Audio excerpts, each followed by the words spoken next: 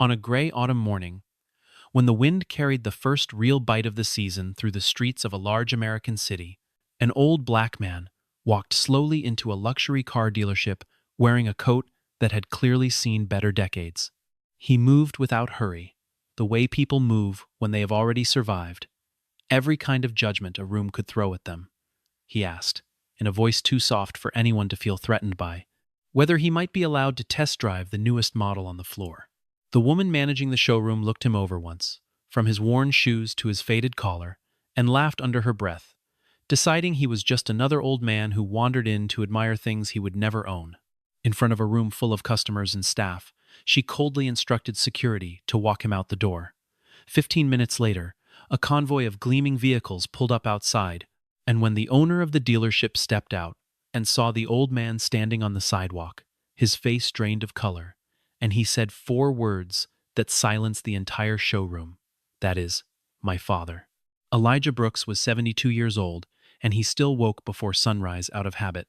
a habit built over 4 decades of factory floors, engine rooms, and cold garages, where the work started whether a man felt ready or not. He had spent his working life as a mechanical engineer, first repairing transmissions with his bare hands,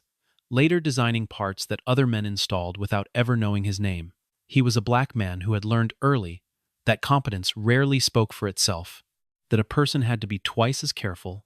twice as calm, and twice as patient, just to be given half the benefit of the doubt. He dressed the way he always had, in simple clothes that fit well and asked for nothing, and he still drove the same pickup truck he had bought used 25 years earlier, a machine he maintained himself down to the last bolt. He spoke slowly, choosing his words the way a craftsman chooses tools, and he treated every person he met, from a bank teller to a child on a bicycle, with the same unhurried courtesy. That morning, Elijah had read in the local paper that the dealership downtown had just brought in a new hybrid luxury model, a car built with the kind of engineering he had only ever seen sketched in magazines during his working years. He wanted 3 things, and he had thought about them carefully over his morning coffee. He wanted to feel the car move beneath him, to understand what modern engineers had solved that his generation had only dreamed about. He wanted to compare it, quietly, to the old truck sitting in his driveway, the one he still babied like a living thing. And more than anything, he wanted a spark of inspiration, some detail of design or mechanism that might help him finish restoring an old classic car sitting half-finished in his garage, a project he had promised himself he would complete before his hands grew too stiff to hold a wrench. To anyone watching, he looked like nothing more than a curious old man killing a slow Tuesday morning. No one in that building had any idea what his real connection to the dealership might be, and Elijah preferred it that way. Elijah had raised his son alone for the better part of a decade, after his wife passed when Marcus was still a boy, and the two of them had shared a small house with thin walls and a garage that always smelled faintly of motor oil. He had taught himself to fix nearly anything with moving parts, not because anyone paid him well for it, but because understanding how a machine worked gave him a kind of peace that little else in his life could offer. On weekends, he would take young Marcus with him to the junkyard, letting the boy hand him tools and ask endless questions, quietly hoping that some of his own patience and curiosity might rub off on his son before the world had a chance to teach him something harder. Those mornings, more than any lecture he ever gave, had shaped the man Marcus would eventually become, though neither of them fully understood that at the time. Vanessa Carter had built her career the hard way, climbing from an entry-level sales position to showroom manager in under 6 years, and she wore that climb like armor. She was somewhere in her late 30s, sharp-featured, always dressed a step above everyone around her, and she carried herself with the confident posture of someone who believed appearances told the whole story of a person. She had learned, or convinced herself she had learned, that wealthy clients wanted to be surrounded by people who looked successful, and that the surest way to protect a luxury brand was to filter out anyone who did not fit the image. She was ambitious in a way that left little room for patience, and she measured every person who walked through the glass doors within the first 3 seconds, sorting them instantly into columns marked worth my time and waste of my time. She had convinced herself this instinct made her good at her job. She had never once considered that it might make her cruel. Vanessa had grown up in a household where money had always been tight,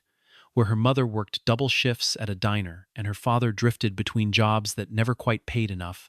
and somewhere along the way, she had decided that she would never again be the person standing on the wrong side of a velvet rope. She had worked her way through community college taking night classes, sold cars on commission for years before earning her promotion, and had built, brick by brick, a version of herself that she believed was untouchable, polished, successful, respected. What she had never learned, in all that careful construction,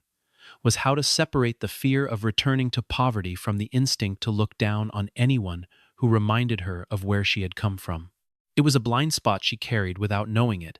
and it would take a stranger in a worn coat to finally hold up the mirror. The bell above the door chimed softly as Elijah stepped inside,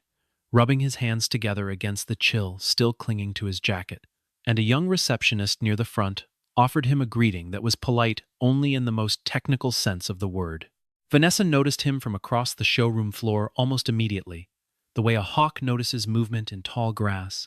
and her eyes moved down his frame with the practiced efficiency of someone conducting an inventory rather than meeting a person. She took in his worn shoes, the slight fray at his coat sleeves, the faint smell of engine oil that clung to a man who still worked on machines with his own hands, and she drew her conclusion before he had even reached the center of the floor. There is no way this man can afford anything in this building, she told herself, and the thought settled into her expression as a thin, practiced smile that did not reach her eyes. Outside, through the tall windows, his old pickup truck sat parked among a row of sedans that cost more than most people's homes, and to Vanessa, that truck alone was verdict enough. Elijah approached the sales floor with the same unhurried calm he brought to everything, stopping in front of a deep blue sedan that gleamed under the showroom lights, like something poured from liquid glass. He waited for a moment, giving whoever might approach the chance to do so with dignity,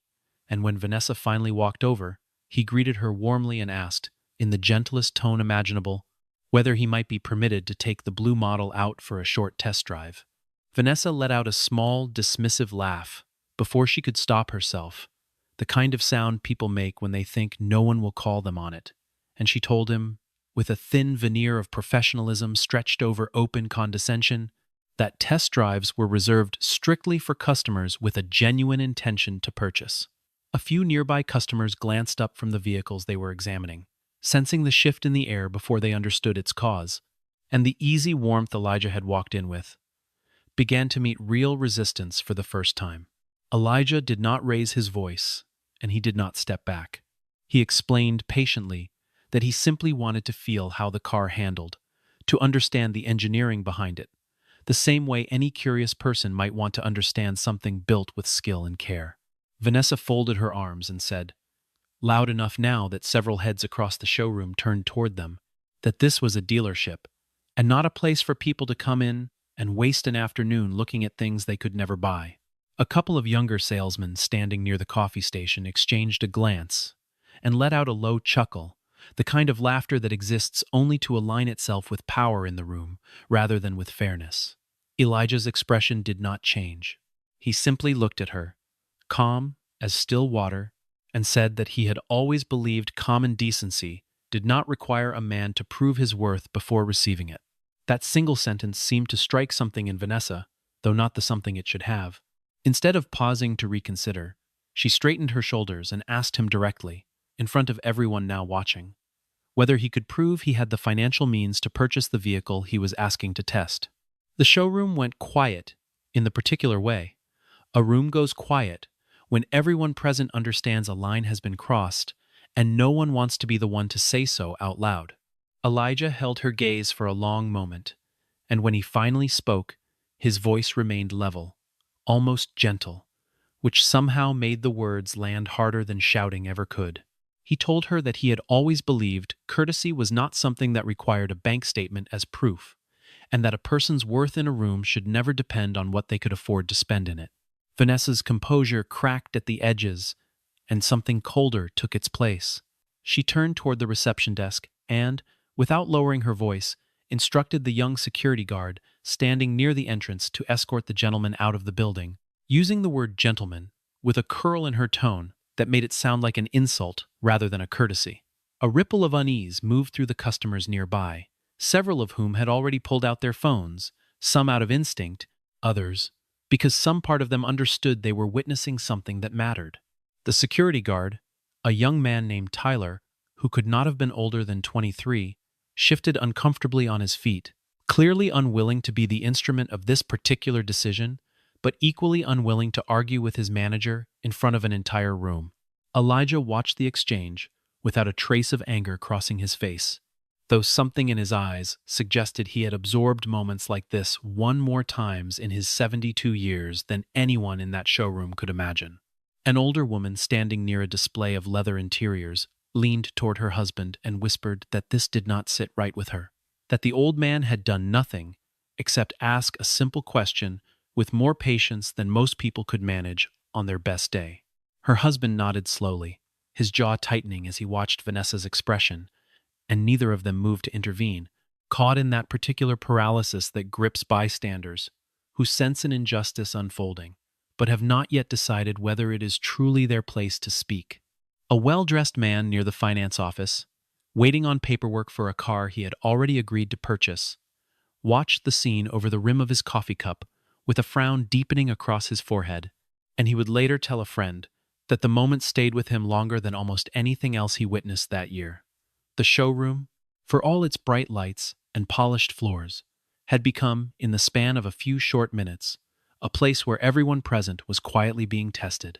and most of them, if they were honest with themselves afterward,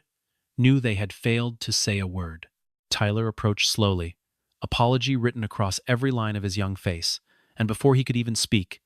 Elijah raised a hand gently and told him there was no need, that he would walk out on his own 2 feet, the way he had walked in. He turned toward Vanessa one final time, and the room seemed to hold its breath, waiting for some kind of confrontation that never came. Instead, Elijah simply said that he hoped one day this place would learn to measure its customers by their character rather than their clothing, and then he turned and walked toward the door with the same unhurried dignity he had carried since the moment he arrived. There was no raised voice, no bitterness, no parting shot meant to wound. There was only a quiet, unmistakable weight to his departure that made several people in that showroom feel, without quite knowing why, that something important had just slipped through their fingers. Vanessa watched him go with her chin lifted, already reassembling the story in her mind as one where she had simply protected the dealership from wasted time and potential trouble. 2 of the younger salesmen offered quiet words of approval, telling her she had handled the situation well, that she could not let just anyone wander in and treat the showroom like a museum. She allowed herself a small, satisfied nod, smoothing the front of her blazer as though she had just closed an important deal rather than humiliated an old man in front of strangers. Outside, through the tall windows, Elijah walked calmly toward his truck, pausing once to glance back at the building, not with anger, but with something closer to quiet disappointment. The look of a man who had hoped for better and received exactly what experience had taught him to expect. Somewhere among the customers filming on their phones, a woman lowered her device slowly, feeling an uneasy weight settle in her chest that she could not yet name. Not everyone in the showroom had laughed along with Vanessa that morning. A young saleswoman named Renee Coleman had stood near the back wall throughout the entire exchange, her arms crossed tightly, saying nothing because she was newer than almost everyone else on the floor and afraid of what speaking up might cost her. She had watched Elijah's face during the whole ordeal, the way he never once raised his voice or let his composure slip, and something about his quiet dignity had stayed with her long after he walked out the door. She told herself, as she straightened a stack of brochures with hands that would not quite stop trembling, that she should have said something. That silence in a moment like that was its own kind of participation. She did not yet know that her restraint that morning would matter far more than she could have guessed, once the truth of who Elijah was finally came to light. Out in the parking lot, Elijah settled into the worn driver's seat of his truck and sat for a moment before turning the key, his hands resting on the wheel the way they always did when he needed to gather himself. He was not angry, not in the way a younger man might have been, because 72 years of living in his skin had taught him that anger rarely changed anything, and almost always cost the person carrying it more than it cost anyone else. Still, there was a tiredness in him that had nothing to do with his age, a familiar weariness that came from being underestimated in ways both large and small, for longer than he could easily count. He thought briefly of his late wife, and what she would have said about the morning, and the thought brought a faint, private smile to his lips, even as he pulled out of the lot and drove toward home. 15 minutes later, the low rumble of powerful engines rolled through the parking lot, and every head in the showroom turned toward the windows as a convoy of gleaming vehicles pulled to a stop directly in front of the entrance. Staff members straightened their posture almost on instinct. Ties were adjusted, name badges were checked, and a ripple of nervous energy passed through the room, the way it always did when something important was about to happen. Vanessa hurried toward the front doors, smoothing her hair and rehearsing a greeting in her mind, certain that whatever client had just arrived would be the kind of opportunity that justified everything she had done that morning. The doors opened, and the man who stepped through them was known throughout the company, though rarely seen in person at any single location for more than a few minutes at a time. His name was Marcus Brooks, and at 50 years old, he owned this dealership, along with 11 others across the region, a business empire built from almost nothing over 3 decades of relentless work. Marcus was known for being intensely private about his personal life, a trait that had only fueled speculation among employees who whispered about his background without ever landing close to the truth. He walked in, scanning the room with quick, searching eyes, the practiced sweep of a man looking for something specific rather than simply admiring his own success. Vanessa reached him first, extending a hand and beginning a rehearsed welcome about the new hybrid model on the floor, but Marcus barely seemed to register her presence. His eyes moved past her, past the gleaming cars, past the nervous staff standing at attention, searching the room with a growing tightness in his jaw. He asked in a voice sharper than anyone in that building had ever heard him use, where his father was. Vanessa's rehearsed smile faltered as confusion crossed her face, the question landing somewhere she had no framework to understand. Through the tall windows, Marcus caught sight of a familiar pickup truck at the far edge of the lot, and beside it, an old man in a worn coat, preparing to climb into the driver's seat and leave. Something in Marcus's chest seized, and he moved before he had fully decided to, pushing past startled customers and stunned employees, out through the doors, and across the parking lot, at a pace that abandoned every ounce of composure he usually wore like a second suit. He called out a name, and the old man turned, and for one suspended moment, neither of them moved, as though the distance between them still needed to be measured before it could be closed. Then Marcus reached him and pulled him into an embrace so tight and so immediate that several onlookers who had followed him outside felt their throats tighten without understanding exactly why. Inside the glass walls of the showroom, every employee stood frozen, watching a scene unfold that none of them had context to explain. Marcus held his father by the shoulders and apologized, right there in the cold parking lot, in front of customers and staff, and anyone who happened to be watching, his voice cracking in a way that betrayed just how rarely this powerful, guarded man allowed himself to be seen unguarded. Elijah, for his part, remained steady, patting his son's arm gently, telling him there was no need to make a scene, that he was perfectly fine, that these things happened. But Marcus was not fine, and it was clear to everyone watching that whatever had happened inside that building in the last half hour had cut him somewhere deep. He turned back toward the showroom, his expression hardening into something colder than anyone on his staff had ever witnessed, and he asked, loud enough for the words to carry through the open doors, who exactly had given the order to remove his father from the premises. The silence that answered him was heavier than any confession could have been. Vanessa stood near the entrance, her stomach dropping as the pieces began arranging themselves into a picture she desperately did not want to see. She opened her mouth to speak, but no explanation arrived quickly enough, and Marcus did not wait for one. He instructed the front desk to pull the security footage from the last hour, his tone leaving no room for delay or negotiation, and within minutes a small crowd of employees had gathered near a back office where a monitor flickered to life. Vanessa followed, her legs feeling unsteady beneath her, some part of her already understanding that whatever appeared on that screen would end the version of the morning she had constructed in her mind, the version where she had simply protected the business from a wasted hour. While the footage loaded, Marcus stood beside his father in the parking lot and began, almost without meaning to, telling the story that none of his employees had ever heard in full. He explained that Elijah had not always lived simply by circumstance but by choice. That decades earlier, his father had been a brilliant mechanical engineer who could have chased wealth and recognition,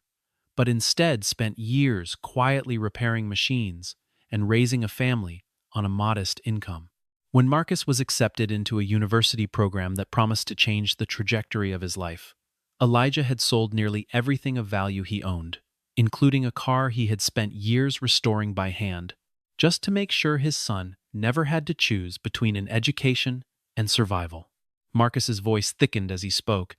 and several employees who had drifted closer to listen found themselves unexpectedly moved by a story none of them had asked to hear, but none of them could look away from. He continued, explaining that after building his business from a single struggling dealership into an empire spanning a dozen locations, he had offered his father everything a grateful son could offer: a mansion, a private driver,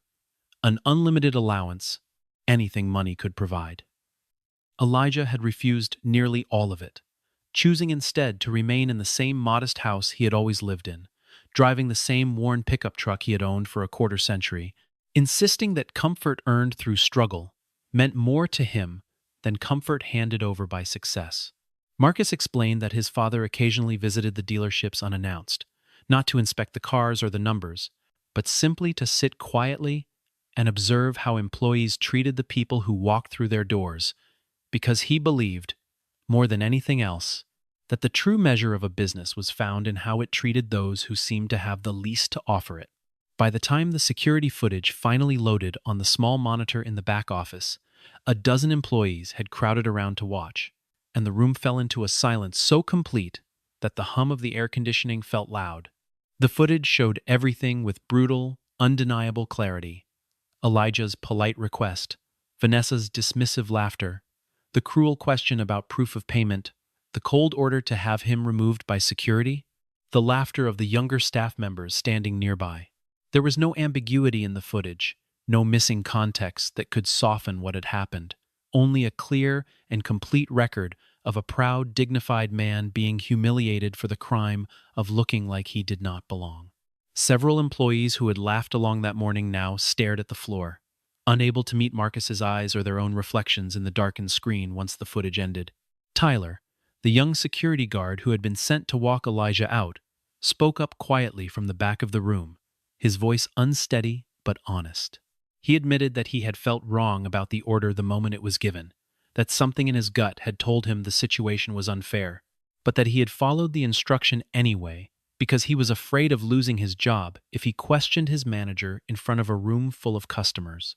Marcus listened to him without interrupting, and when Tyler finished, he told the young man that his honesty in that moment mattered more than anyone in the room yet understood, and that a business full of people, afraid to speak the truth, was a business already halfway broken. Renee, standing near the doorway, felt her chest tighten as she realized this was the moment she had feared and expected,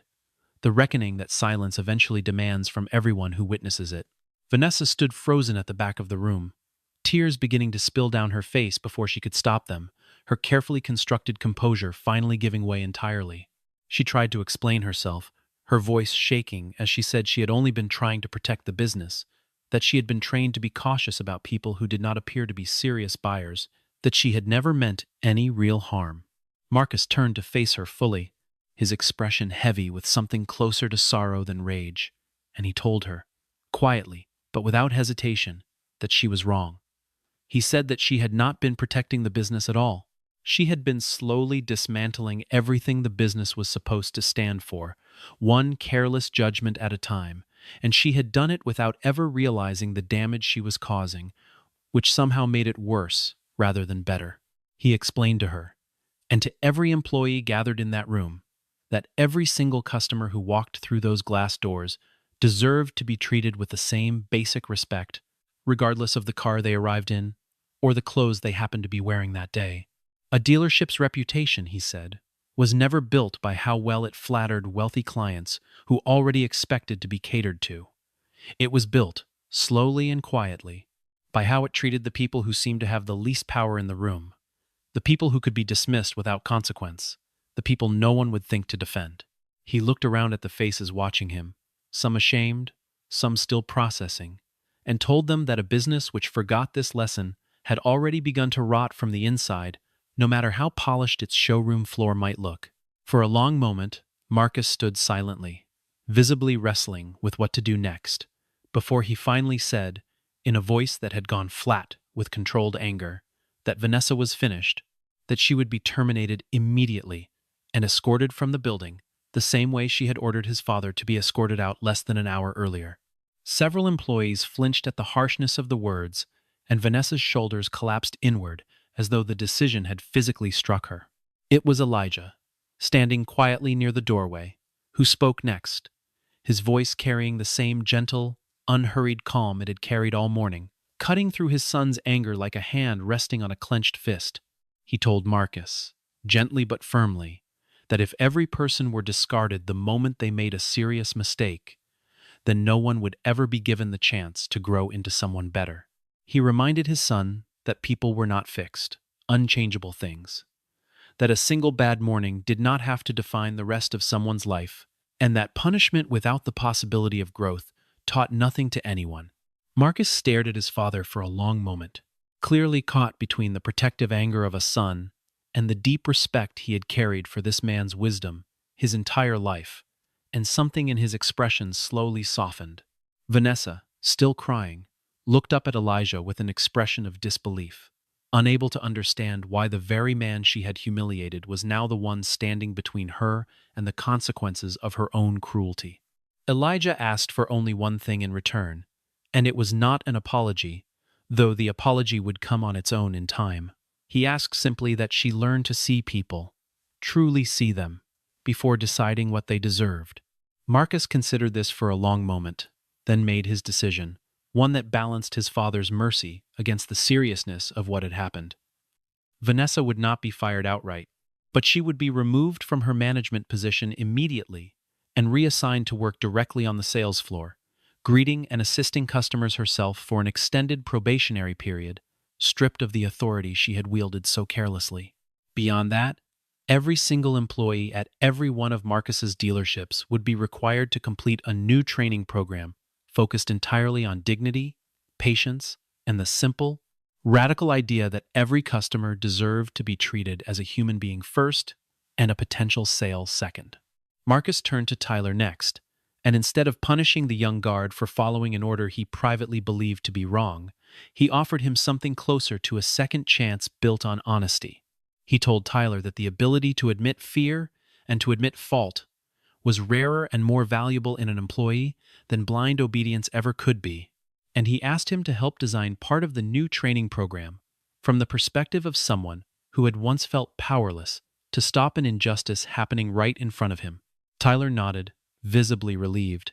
and something in his posture straightened for the first time since the footage had begun playing. Renee, too, was asked to stay on, and Marcus made a point of telling her, privately, that her silence that morning was understandable, but that he hoped she would find her voice sooner the next time doubt crept into a room, because businesses were rarely destroyed by their worst employees alone. They were destroyed by the good ones who said nothing while it happened.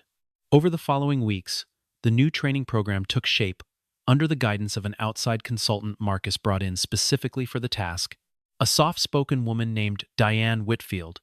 who had spent 20 years studying the psychology of service and dignity in customer-facing industries. The sessions were not about scripts or sales tactics, and employees were surprised, some of them uncomfortably so, to find that much of the training involved simply sitting across from strangers and listening to their stories without judgment or agenda. Vanessa attended every session required of her,